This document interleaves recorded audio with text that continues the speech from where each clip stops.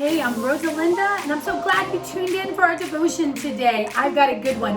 You know that moment, that God moment? I was thinking about a story, and I opened up my book, and I just randomly flipped, and there was the story I had put into the book, Dare to Begin Again. And I want to share this with you because I think somebody out there needs this today. This lady is a name you probably don't even remember, but it's Moses' mom, and her name's Jochebed. At least that's how I pronounce it. And this chick was fierce. I love this because here's a time where the command was made that all the little Hebrew babies were to be killed, and she knows she's pregnant. And this command is out. She's got this baby. She holds him to the point where she thinks she can get away with it without somebody hearing that baby cry.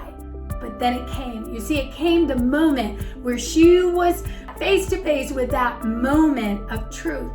And so she began to make this basket. And I could just see her now. She began to study the Nile. I mean, this is not your backyard creek. This is the Nile, people. There are crocodiles. There are snakes.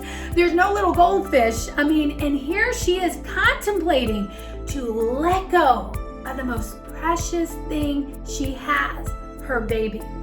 And so she puts her baby into that basket, and I can only imagine the fear that was gripping her, but yet the peace that she knew her God was greater and bigger than any circumstance she faced.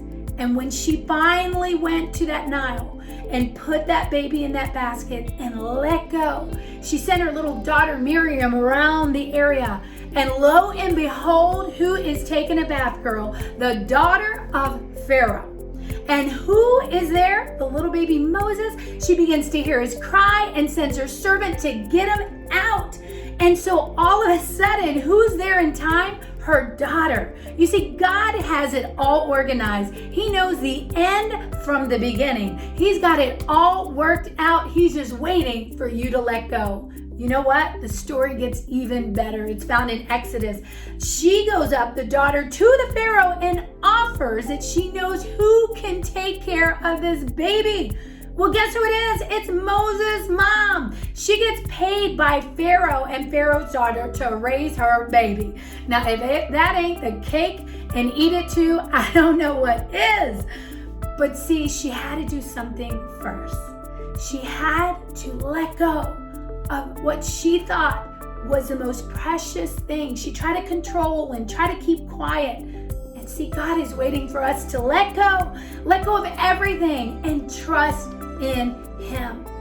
And I wrote this in my book, and I want to share it with you today. And it says, I've learned from Jochebed's example, when we faithfully let go of what we love and we release it into God's hands, He not only restores, but He gives us more than we relinquish. You see, sometimes we think what we have in our hand is the biggest thing that God has for us. But I want to tell you today that what you think is big today, and you may think that your yesterdays were the most amazing moments, your best days have not even shown up. Maybe you've lost a job right now during this crazy financial time that's attacking our nation and the world with the coronavirus. I'm just going to tell you that every seed you ever planted in this kingdom is going to come back to you. And I know that because I survived that whole mortgage explosion in 2008. But I kept on giving, and I kept on tithing, and I kept on believing that my God would do what He says in Malachi, and that is to give it all back. Pressed down, shaken together, and running over. God will replace what you relinquish, and He'll do it in more, way more than the level that you released it. You see, when we dare to sacrifice, God provides a surplus. Girl, if that's you and you need a surplus, if you're listening today, I want you to write that in the notes right now below and just say, Lord, that's me. I need a surplus. You see, the risk is worth the reward because God's still writing our story. And I want to tell you something today, that God is not finished with you yet. He wasn't finished with baby Moses. You see, Moses could have ended up dead, but God was going to raise him up to free his own people out of Egypt. He was going to raise him up to be the leader of the Israelites. And I want to tell you that the minute you let go of what you think is the most important, God is going to raise you up. He is going to replace what you relinquish. So don't hold too tight.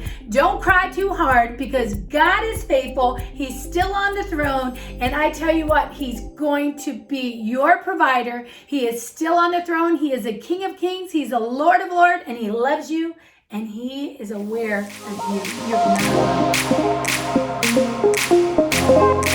alone.